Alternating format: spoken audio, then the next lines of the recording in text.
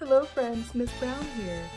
My friends, hello, it's Miss Brown here. Hello friends, and Miss Brown here. You are in for a treat. I'm so excited. It looks like we are ready to go. Which book will Miss Brown read? Miss Brown read, Miss Brown read. Which book will Miss Brown read? I wonder which book. Which book will Miss Brown read? Miss Brown read, Miss Brown read. Which book will Miss Brown read? I wonder what's the book? Hello friends and welcome back. Unless you're new here, welcome to Story Time with Miss Brown. I'm Miss Brown, your host. Okay friends, so today's book is Cloudy with a Chance of Meatballs, and it's written by Judi Barrett and drawn by Ron Barrett. Now, before we get started, you have to make sure you turn on those listening ears. Are you turning them on? Quick. All right, let's get started. We were all sitting around the big kitchen table. It was Saturday morning, pancake morning. I love pancakes. Do you like pancakes? Yeah. Mom was squeezing oranges for juice. Henry and I were betting on how many pancakes we each could eat. And Grandpa was doing the flipping.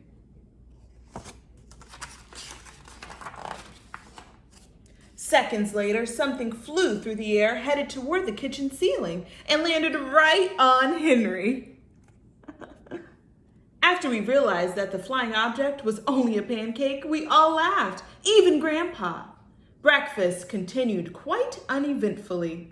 All the other pancakes landed in the pan, and all of them were eaten, even the one that landed on Henry. That night, touched off by the pancake incident at breakfast, Grandpa told us the best tall tale bedtime story he'd ever told. Across an ocean, over lots of huge bumpy mountains, across 3 hot deserts, and 1 smaller ocean, there lay the tiny town of Chew and Swallow.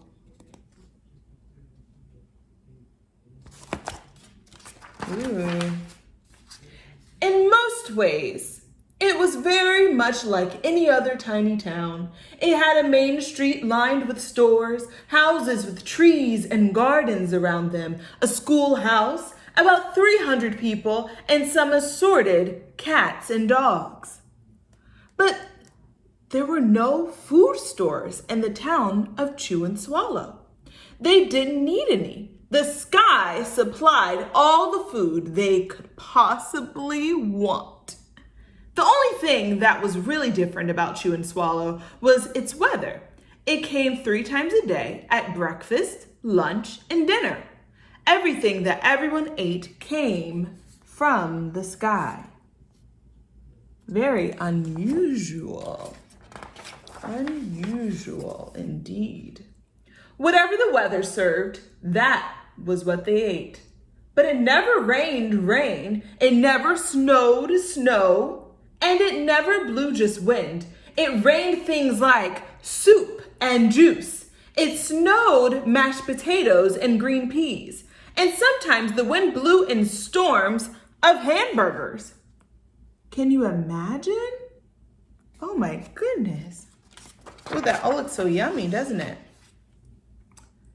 The people could watch the weather report on television in the morning, and they would even hear a prediction for the next day's food. When the townspeople went outside, they carried their plates, cups, glasses, forks, spoons, knives, and napkins with them. That way, they would always be prepared for any kind of weather. If there were leftovers, and there usually were, the people took them home and put them in their refrigerators in case they got hungry in between meals. Very smart.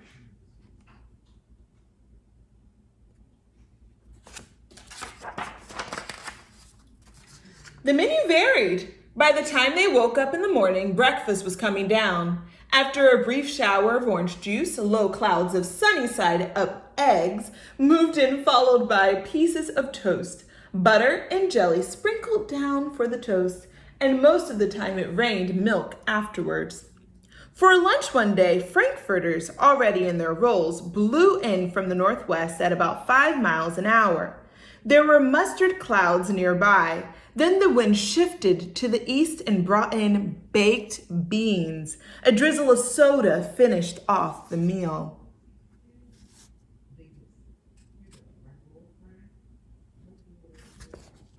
Dinner one night consisted of lamb chops, becoming heavy at times, with occasional ketchup. Periods of peas and baked potatoes were followed by gradual clearing, with a wonderful jello setting in the west. The sanitation department of Chew and Swallow had a rather unusual job for a sanitation department. It had to remove the food that fell on the houses and sidewalks and lawns. The workers cleaned things up after every meal and fed all the dogs and cats. Then they emptied some of it into the surrounding oceans for the fish and turtles and whales to eat. The rest of the food was put back into the earth so that the soil would be richer for the people's flower garden. Wow.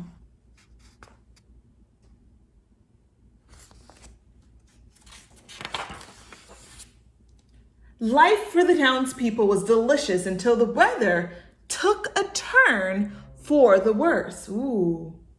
The Chew and Swallow Digest, spaghetti ties up town. Record-breaking pasta fall causes chaos. Oh no. One day there was nothing but gorgonzola cheese all day long. Ooh. Huh. The next day, there was only broccoli, all overcooked.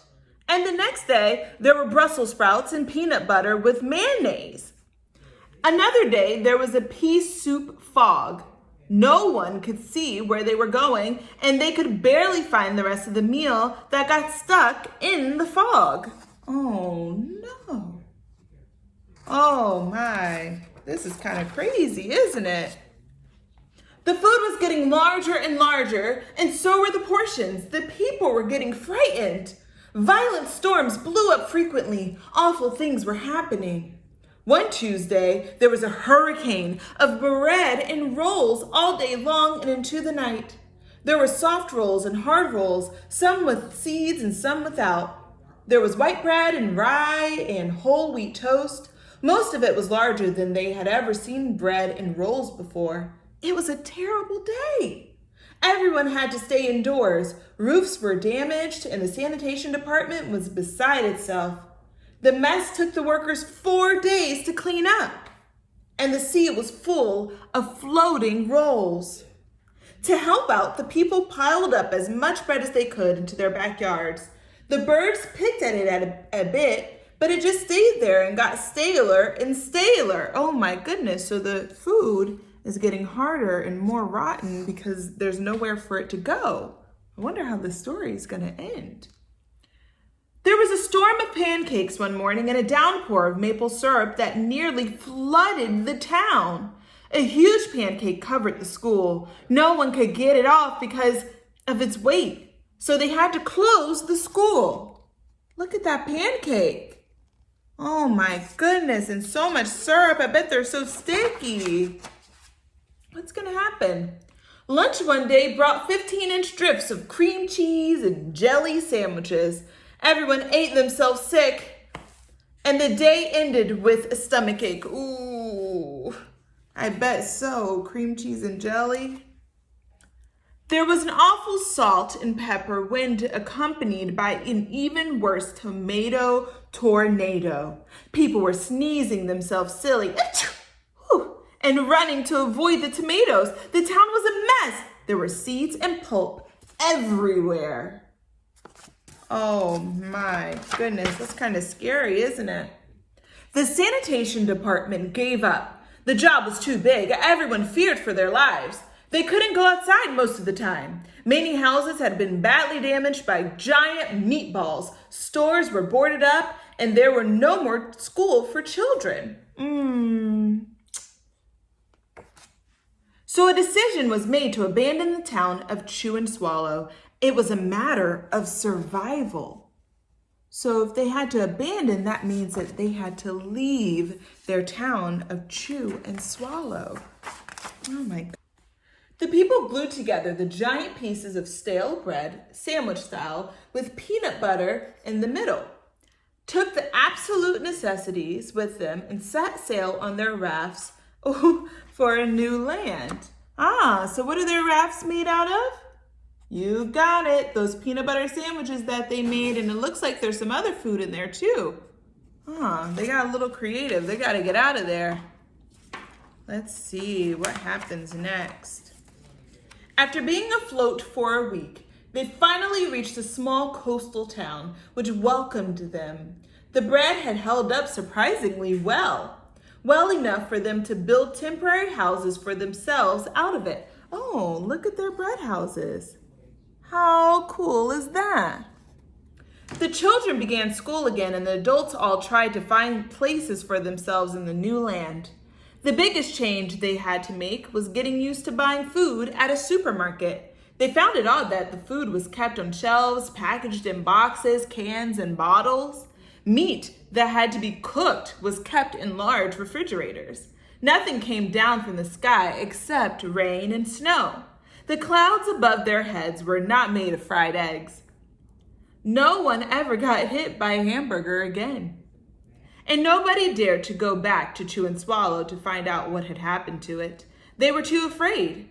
Henry and I were awake until the very end of Grandpa's story. I remember his goodnight kiss.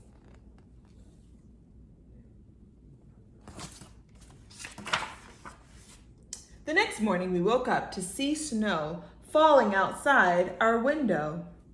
We ran downstairs for breakfast and ate it a little faster than usual so we could go sledding with Grandpa.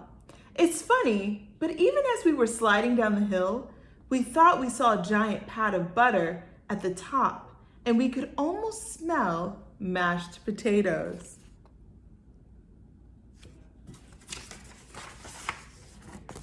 The end.